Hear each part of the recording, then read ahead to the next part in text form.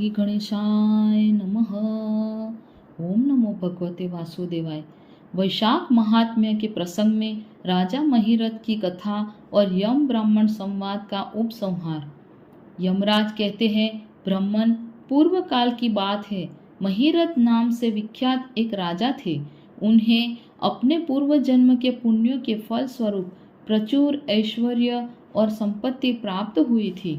परंतु राजा राज्य लक्ष्मी का सारा भार मंत्री पर रखकर स्वयं विषय भोग में आसक्त हो रहे थे। वे न प्रजा की ओर दृष्टि डालते थे, न धन की ओर। धर्म और अर्थ का काम भी कभी नहीं देखते थे। उनकी वाणी तथा उनका मन कामिनियों की क्रीड़ा में ही आसक्त रहता था। राजा के पुरोहित का नाम कश्यप था। जब राजा को विषयों में रमते हुए बहुत दिन व्यतीत हो गए, तब पुरोहित ने मन में विचार किया, जो गुरु मोहवश राजा को अधर्म से नहीं रोकता, वह भी उसके पाप का भागी होता है। यदि समझाने पर भी राजा अपने पुरोहित के वचनों की अवहेलना करता है, तो पुरोहित निर्दोष हो जाता है। उस दशा में राजा ही सारे दोषों का भागी होता है। यह सोचकर उन्होंने राजा से धर्मानुकूल वचन कहा। कश्यप बोले, राजन, मैं तुम्हारा गुरु हूँ, अतः धर्म और अर्थ से युक्त मेरे वचनों को सुनो। राजा के लिए यही सबसे बड़ा धर्म है कि वह गुरु की आज्ञा में रहे। गुरु की आज्ञा का आंशिक पालन भी राजाओं की आयु, लक्ष्मी तथा सौख्य को बढ़ाने वाला होता है। तुमने दान के द्वारा कभी ब्राह्मण को तृप्त नहीं किया, भगवान श्री विष्णु की आराधना नहीं की, कोई व्रत, तपस्या तथा तीर्थ भी नहीं किया। महाराज, कितने खेद की बात है कि तुमने काम के अधीन होकर कभी भगवान के नाम का स्मरण नहीं किया। अबलाओं की संगति में पड़कर विद्वानों की संगति नहीं की। जिसका मन स्त्रियों ने हर लिया, उसे अपनी विद्या, तपस्या, त्याग, नीति तथा विवेकशील चित्त से क्या लाभ हुआ। एकमात्र धर्म ही सबसे महान और श्रेष्ठ है, जो मृत्यु के बाद भी साथ जाता है। शरीर के उपभोग में आने वाली अन्य जितनी वस्तुएं हैं, वे सब यही नष्ट हो जाती हैं। धर्म की सहायता से ही मनुष्य दुर्गति से पार होता है। राजेंद्र, क्या तुम नहीं जानते, मनुष्यों के जीवन का विलास जल की उत्ताल तरंगों के समान चंचल एवं अनित्य है। जिनके लिए विनय ही पगड़ी और मुकुट है, सत्य और धर्म ही कुंडल है तथा त्याग ही कंगन है, उन्हें जड़ आभूषणों की क्या आवश्यकता है। मनुष्य के निर्जीव शरीर को ढेले और काठ के समान पृथ्वी पर फेंक और उसके बंधु बांधव मुंह फेर कर चल देते हैं। केवल धर्म ही उसके पीछे पीछे जाता है। सब कुछ जा रहा है, आयु प्रतिदिन क्षीण हो रही है तथा यह जीवन भी लुप्त होता जा रहा है।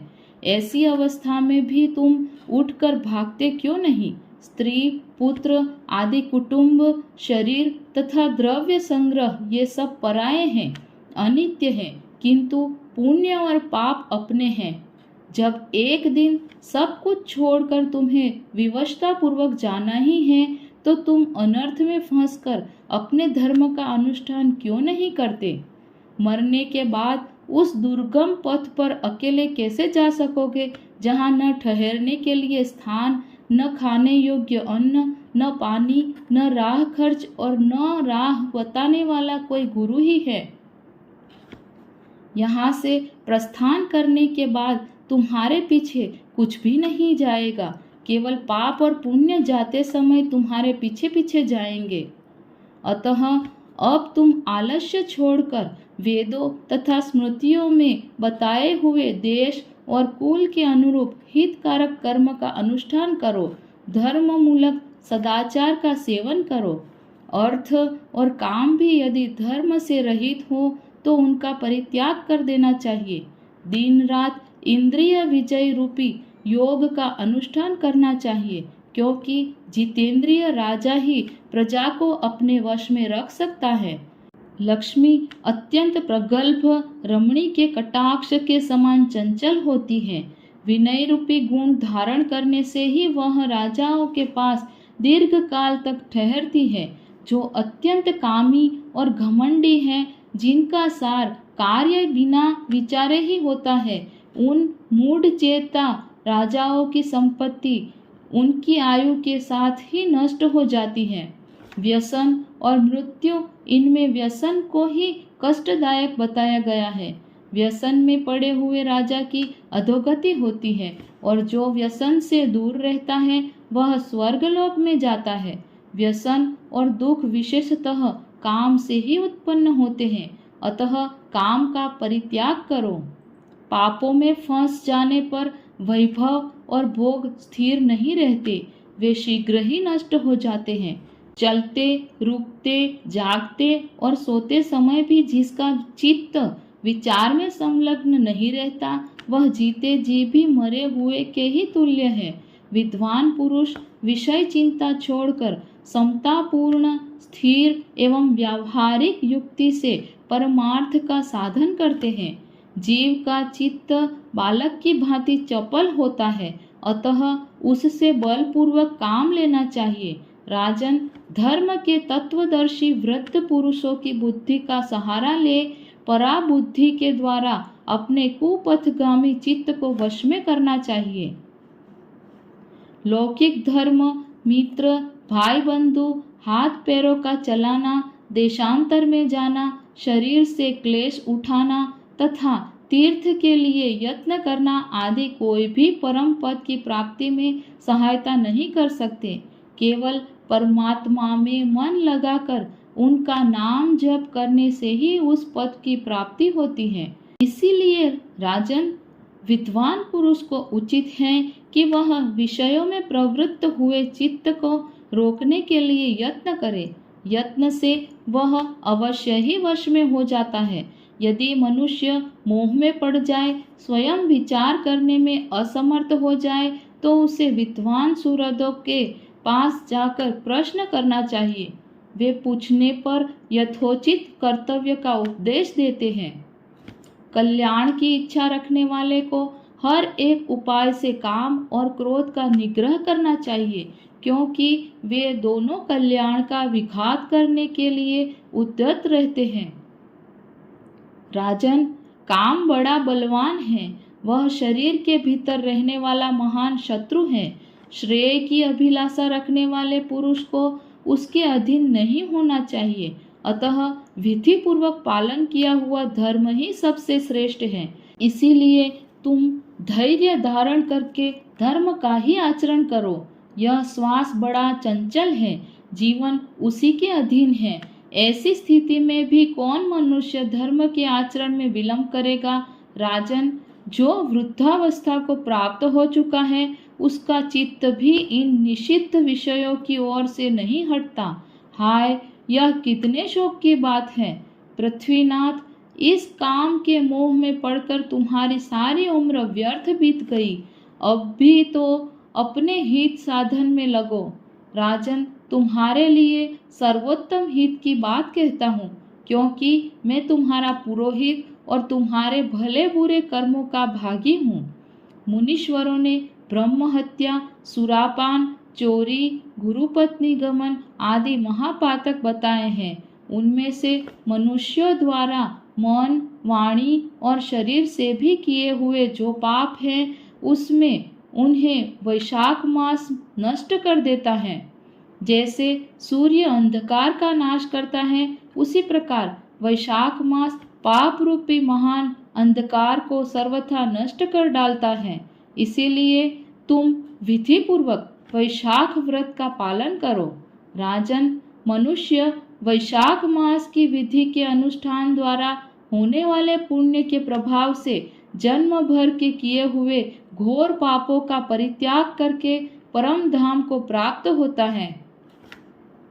इसीलिए महाराज, तुम भी इस वैशाख मास में प्रातः स्नान करके विधि पूर्वक भगवान मधुसूदन की पूजा करो।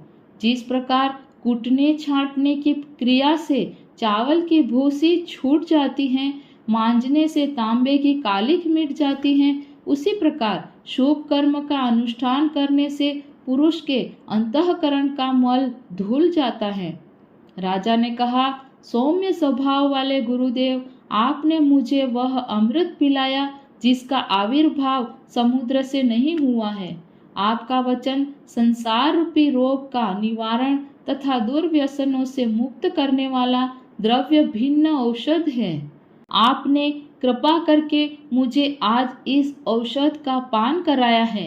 विप्रवर सत्पुरुषों का समागम मनुष्यों को हर्ष प्रदान करने वाली, उनके पाप को दूर भगाने वाली तथा जरा मृत्यु का अपहरण करने वाली संजीवनी बूटी है। इस पृथ्वी पर जो जो मनोरथ दुर्लभ माने गए हैं, वे सब यहाँ साधु पुरुषों के संग से प्राप्त हो जाते हैं। जो पापों का अपहरण करने वाली सत्संग की गंगा में स्नान कर चुका है, उसे दान, तीर्थ सेवन, तपस्या तथा यज्ञ करने की क्या आवश्यकता है। प्रभो, आज के पहले मेरे मन में जो जो भाव उठते थे, वे सब केवल काम सुख के प्रति लोभ उत्पन्न करने वाले थे, परंतु आज आपके दर्शन से तथा वचन सुनने से उनमें विपरीत भाव आ गया। मूर्ख मनुष्य एक जन्म के सुख के लिए हजारों जन्मों का सुख नष्ट करता है और विद्वान पुरुष एक जन्म से हजारों जन्म बना लेते हैं। हाय हाय, कितने खेद की बात है कि मुझ मूर्ख ने अपने मन को सदा काम जनित रस के आस्वादन सुख में ही फंसाए रखने के कारण कभी कुछ भी आत्म कल्याण का कार्य नहीं किया। अहो, मेरे मन का कैसा मोह है, जिससे मैंने स्त्रियों के फेर में पड़कर अपने आत्मा को घोर विपत्ति में डाल दिया, जिसका भविष्य अत्यंत दुखमय है तथा जिससे पार पाना बहुत कठिन है। भगवान, आपने स्वतः संतुष्ट होकर अपनी वाणी से आज मुझे मेरी स्थिति का बोध करा दिया। अब उपदेश देकर मेरा उद्धार कीजिए। पूर्व जन्म में मैंने कोई पुण्य किया था जिससे आपने मुझे बोध कराया है। विशेषतः आपके चरणों की धूलि से आज मैं पवित्र हो गया। वक्ताओं में श्रेष्ठ, अब आप मुझे वैशाख मास की विधि बताइए। कश्यप जी बोले, राजन, बुद्धिमान पुरुष को चाहिए कि वह बिना पूछे अथवा अन्यायपूर्वक पूछने पर किसी को उपदेश न दे। लोक में जानते हुए भी जड़वत अनजान की भांति आचरण करे, परंतु विद्वानों, शिष्यों, पुत्रों तथा श्रद्धालु पुरुषों को उनके हित की बात कृपापूर्वक बिना पूछे भी बतानी चाहिए। राजन, इस समय तुम्हारा मन धर्म में स्थित हुआ है, अतः तुम्हें वैशाख स्नान के उत्तम व्रत का पालन कराऊंगा। तदनंतर पुरोहित कश्यप ने राजा महिरथ से वैशाख मास में स्नान, दान और पूजन कराया। शास्त्र में वैशाख स्नान की जैसी विधि उन्होंने देखी थी, उसका पूरा पूरा पालन कराया। राजा महिरथ ने भी गुरु की प्रेरणा से उस समय विधि पूर्वक सब नियमों का पालन किया तथा माधव मास का जो जो विधान उन्होंने बताया वह सब आदर पूर्वक सुना। उन नृपश्रेष्ठ ने प्रातःकाल स्नान करके भक्ति भाव के साथ पाद्य और अर्घ्य आदि देकर श्री हरि का पूजन किया तथा नैवेद्य भोग लगाया। यमराज कहते हैं, ब्राह्मण, तत्पश्चात राजा के ऊपर काल की दृष्टि पड़ी। अधिक मात्रा में रति का सेवन करने से उन्हें क्षय का रोग हो गया था, जिससे उनका शरीर अत्यंत दुर्बल हो गया। अंततोगत्वा उनकी मृत्यु हो गई। उस समय मेरे तथा भगवान विष्णु के दूत भी उन्हें लेने पहुँचे। विष्णु दूतों ने ये राजा धर्मात्मा है यूं कहकर मेरे सेवकों को डांटा और स्वयं राजा को विमान पर बिठाकर वे वैकुंठ लोक में ले गए। वैशाख मास में प्रातःकाल स्नान करने से राजा का पातक नष्ट हो चुका था। भगवान विष्णु के दूत अत्यंत चतुर होते हैं। वे भगवान की आज्ञा के अनुसार राजा महिरथ को नरक मार्ग के निकट से ले चले। जाते जाते राजा ने नरक में पकाए जाने के कारण घोर चित्कार करने वाले नारकीय जीवों का आंतरनाद सुना। कढ़ाई में डालकर औंटाए जाने वाले पापियों का कंदरन बड़ा भयंकर था। सुनकर राजा को बड़ा विस्मय हुआ।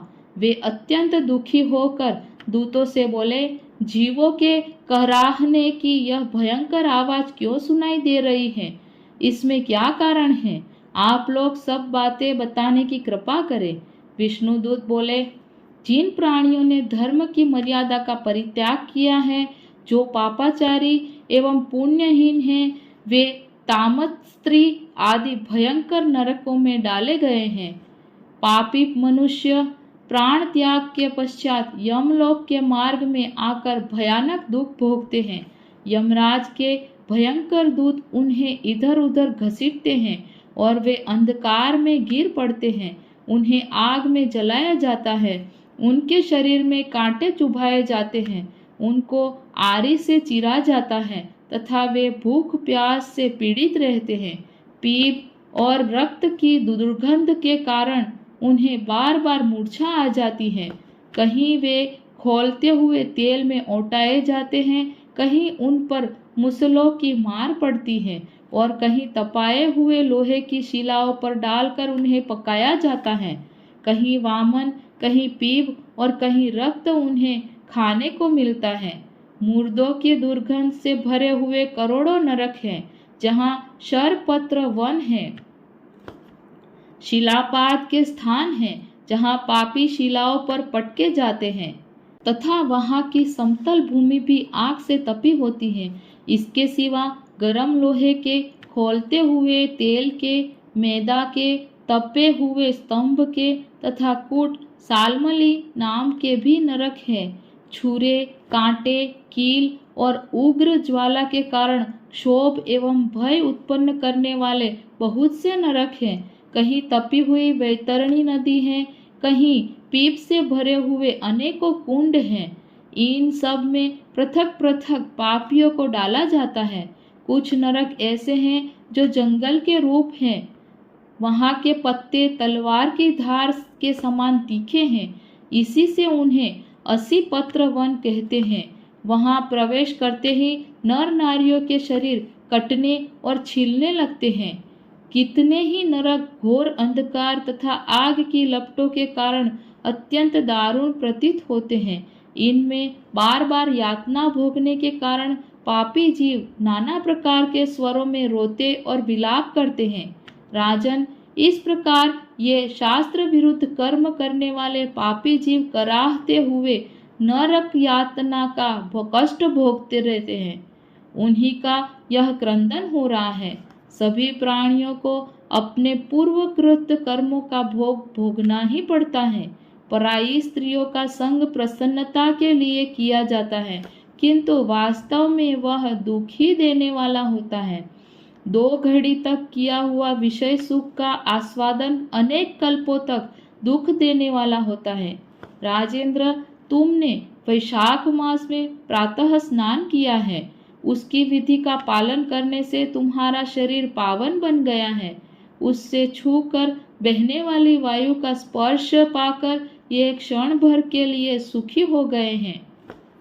तुम्हारे तेज से इन्हें बड़ी तृप्ति मिल रही है, इसी से अब ये नरकवर्ती जीव कराहना छोड़कर चुप हो गए हैं। पुण्यवानों का नाम भी यदि सुना या उच्चारण किया जाए तो वह सुख का साधक होता है तथा उसे छूकर चलने वाली वायु भी शरीर में लगने पर बड़ा सुख देती है। यमराज कहते हैं, करुणा के सागर राजा महिरथ अद्भुत कर्म करने वाले भगवान श्री विष्णु के दूतों की उपर्युक्त बात सुनकर द्रवित हो उठे। निश्चय ही साधु पुरुषों का हृदय मक्खन के समान होता है। जैसे नवनीत आग की आंच पाकर पिघल जाता है, उसी प्रकार साधु पुरुष का हृदय भी दूसरों के संताप से संतप्त हो द्रवित हो उठता है। उस समय राजा ने दूतों से कहा। राजा बोले, इन्हें देखकर मुझे बड़ी व्यथा हो रही है। मैं इन व्यथित प्राणियों को छोड़कर जाना नहीं चाहता। मेरी समझ में सबसे बड़ा पापी वही है जो समर्थ होते हुए भी वेदनाग्रस्त जीवों का शोक दूर न कर सके। यदि मेरे शरीर को छूकर बहने वाली वायु के स्पर्श से ये जीव सुखी हुए हैं, तो आप लोग मुझे उसी स्थान पर ले चलिए, क्योंकि जो चंदन वृक्ष की भांति दूसरों के ताप दूर करके उन्हें आह्लादित करते हैं तथा जो परोपकार के लिए स्वयं कष्ट उठाते हैं, वे ही पुण्यात्मा हैं। संसार में वे ही संत हैं जो दूसरों के दुखों का नाश करते हैं तथा पीड़ित जीवों की पीड़ा दूर करने के लिए जिन्होंने अपने प्राणों को तिनके के समान निछावर कर दिया है। जो मनुष्य सदा दूसरों की भलाई के लिए उद्यत है, उन्होंने ही इस पृथ्वी को धारण कर रखा है। जहाँ सदा अपने मन को ही सुख मिलता है, वह स्वर्ग भी नरक के ही समान है। अतः साधु पुरुष सदा दूसरों के सुख से ही सुखी होते हैं। यहाँ नरक में गिरना अच्छा, प्राणों से वियोग हो जाना भी अच्छा, किंतु पीड़ित जीवों की पीड़ा दूर किए बिना एक क्षण भी सुख भोगना अच्छा नहीं है। दूत बोले, राजन, पापी पुरुष अपने कर्मों का ही फल भोगते हुए भयंकर नरक में पकाए जाते हैं।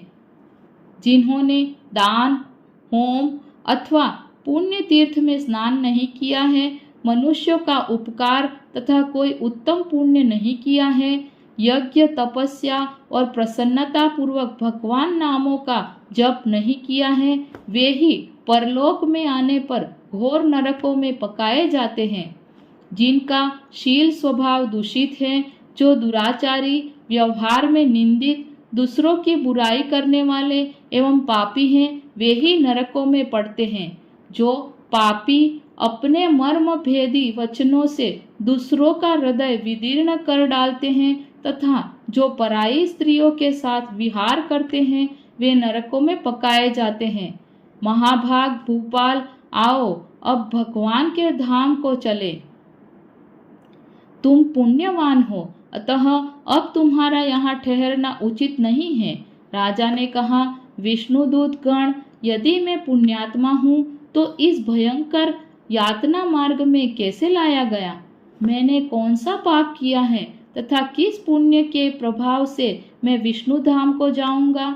आप लोग मेरे संशय का निवारण करें। दूत बोले, राजन, तुम्हारा मन काम के अधीन हो रहा था, इसीलिए तुमने कोई पुण्य यज्ञानुष्ठान अथवा यज्ञावशिष्ट अन्न का भोजन नहीं किया है, इसीलिए तुम्हें इस मार्ग से लाया गया है। किंतु लगातार 3 वर्षों तक तुमने अपने गुरु की प्रेरणा से वैशाख मास में विधिपूर्वक प्रातः स्नान किया है तथा महापापों और अति पापों की राशि का विनाश करने वाले भक्तवत्सल विश्वेश्वर भगवान मधुसूदन की भक्ति पूर्वक पूजा की है। यह सब पुण्यों का सार है। केवल इस एक ही पुण्य से तुम देवताओं द्वारा पूजित होकर श्री विष्णु धाम को ले जाए जा रहे हो। नरेश्वर, जैसे एक ही चिंगारी पड़ जाने से तिनकों की राशि भस्म हो जाती है, उसी प्रकार वैशाख में प्रातः स्नान करने से पाप राशि का विनाश हो जाता है। जो वैशाख में शास्त्रोक्त नियमों से युक्त होकर स्नान करता है, वह हरिभक्त पुरुष अति पापों के समूह से छुटकारा पाकर विष्णुपद को प्राप्त होता है। यमराज कहते हैं, ब्रह्मन, तब दया सागर राजा ने उन जीवों के शोक से पीड़ित हो भगवान श्री विष्णु के दूतों से विनय पूर्वक कहा, साधु पुरुष प्राप्त हुए ऐश्वर्यों का, गुणों का तथा पुण्य का यही फल मानते हैं कि इनके द्वारा कष्ट में पड़े हुए जीवों की रक्षा की जाए। यदि मेरा कुछ पुण्य है तो उसी के प्रभाव से ये नरक में पड़े हुए जीव निष्पाप होकर स्वर्ग में चले जाएं और मैं इनकी जगह नरक में निवास करूंगा। राजा के ऐसे वचन सुनकर श्री विष्णु के मनोहर दूत उनके सत्य और उदारता पर विचार करते हुए इस प्रकार बोले, राजन, इस दयारूप धर्म के अनुष्ठान से तुम्हारे संचित धर्म की विशेष वृद्धि हुई है। तुमने वैशाख मास में जो स्नान, दान, जप, होम, तप तथा देव पूजन आदि कर्म किए हैं वे अक्षय फल देने वाले हो गए हैं। जो वैशाख मास में स्नान दान करके भगवान का पूजन करता है वह सब कामनाओं को प्राप्त होकर श्री विष्णु धाम को जाता है। एक और तप, दान और यज्ञ आदि की शुभ क्रियाएं और एक और विधि पूर्वक आचरण में लाया हुआ वैशाख मास का व्रत हो तो यह वैशाख मास ही तुम महान है। राजन, वैशाख मास के एक दिन का भी जो पुण्य है वह तुम्हारे लिए सब दानों से बढ़कर है। दया के समान धर्म, दया के समान तप, दया के समान दान और दया के समान कोई मित्र नहीं है। पुण्य का दान करने वाला मनुष्य सदा लाख गुना पुण्य प्राप्त करता है। विशेषतः तुम्हारी दया के कारण धर्म की अधिक वृद्धि हुई है। जो मनुष्य दुखित प्राणियों का दुख से उद्धार करता है वही संसार में पुण्यात्मा है। उसे भगवान नारायण के अंश से उत्पन्न समझना चाहिए। वीर, वैशाख मास की पूर्णिमा को तीर्थ में जाकर जो तुमने सब पापों का नाश करने वाला स्नान दान आदि पुण्य किया है उसे विधिवत भगवान श्री हरि को साक्षी बनाकर 3 बार प्रतिज्ञा करके इन पापियों के लिए दान कर दो, जिससे ये नरक से निकलकर स्वर्ग को चले जाएं। हमारा तो ऐसा विश्वास है कि पीड़ित जंतुओं को शांति प्रदान करने से जो आनंद मिलता है उसे मनुष्य स्वर्ग और मोक्ष में भी नहीं पा सकता। सौम्य, तुम्हारी बुद्धि दया एवं दान में दृढ़ है। इसे देखकर हम लोगों को भी उत्साह होता है। राजन, यदि तुम्हें अच्छा जान पड़े तो अब बिना विलंब किए इन्हें वह पुण्य प्रदान करो जो नरक यातना के दुख को दग्ध करने वाला है। विष्णुदूतों के यों कहने पर दयालु राजा महिरथ ने भगवान गदाधर को साक्षी बनाकर 3 बार प्रतिज्ञा पूर्वक संकल्प करके उन पापियों के लिए अपना पुण्य अर्पण किया। वैशाख मास के एक दिन के ही पुण्य का दान करने पर वे सभी जीव यम यातनाओं के दुख से मुक्त हो गए। फिर अत्यंत हर्ष में भरकर वे श्रेष्ठ विमान पर आरूढ़ हुए और राजा की प्रशंसा करते हुए उन्हें प्रणाम करके स्वर्ग को चले गए। इस दान से राजा को विशेष पुण्य की प्राप्ति हुई। मुनियों और देवताओं का समुदाय उनकी स्तुति करने लगा तथा वे जगदीश्वर श्री विष्णु के पार्षदों द्वारा अभिवंदित होकर उस परम पद को प्राप्त हुए जो बड़े बड़े योगियों के लिए भी दुर्लभ है। द्विज श्रेष्ठ, यह वैशाख मास और पूर्णिमा का कुछ महात्म्य यहाँ थोड़े में बतलाया गया है। यह धन, यश, आयु तथा परम कल्याण प्रदान करने वाला है। इतना ही नहीं, इससे स्वर्ग तथा लक्ष्मी की भी प्राप्ति होती है। यह प्रशंसनीय महात्म्य अंतःकरण को शुद्ध करने वाला और पापों को धो डालने वाला है। माधव मास का यह महात्म्य भगवान माधव को अत्यंत प्रिय है। राजा महिरथ का चरित्र और हम दोनों का मनोरम संवाद सुनने, पढ़ने तथा विधि पूर्वक अनुमोदन करने से मनुष्य को भगवान की भक्ति प्राप्त होती है, जिससे समस्त क्लेशों का नाश हो जाता है। सुत जी कहते हैं, धर्मराज की यह बात सुनकर वह ब्राह्मण उन्हें प्रणाम करके चला गया। उसने भूतल पर प्रतिवर्ष स्वयं तो वैशाख स्नान की विधि का पालन किया ही, दूसरों को भी कराया। यह ब्राह्मण और यम का संवाद मैंने आप लोगों से वैशाख मास के पुण्यमय स्नान के प्रसंग में सुनाया है। जो एकचित होकर वैशाख मास के महात्म्य का श्रवण करता है वह सब पापों से मुक्त होकर श्री विष्णु के परम पद को प्राप्त होता है। पद्म पुराणांतर्गत वैशाख महात्म्य संपूर्ण। ओम नमो भगवते वासुदेवाय।